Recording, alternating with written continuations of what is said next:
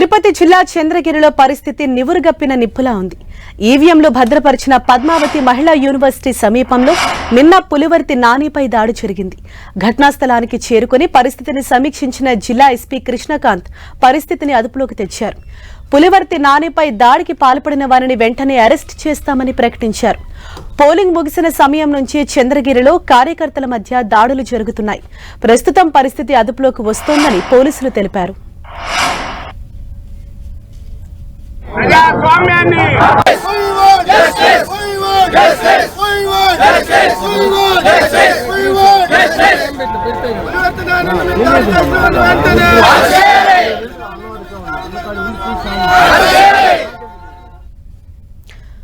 మరోవైపు తిరుపతి సమీపంలోని Tiruchanur police station ముందు పులివర్తి నాని సతీమణి సుధారెడ్డి ఆందోళనకు దిగారు.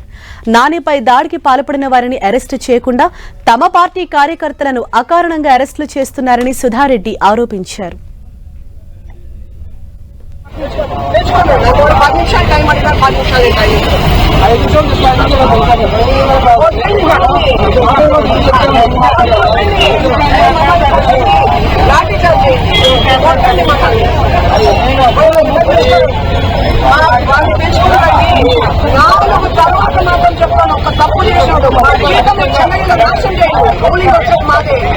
మమ్మల్ని ఏం చేసినారో ప్రతి ఒక్కరు ఏ డిపార్ట్మెంట్ అయినా కామన్ పీపుల్ కట్టి తీసుకుని మమ్మల్ని కొట్టండి, మమ్మల్ని కొట్టాం, మమ్మల్ని కొట్టాక మిమ్మల్ని కొట్టాం.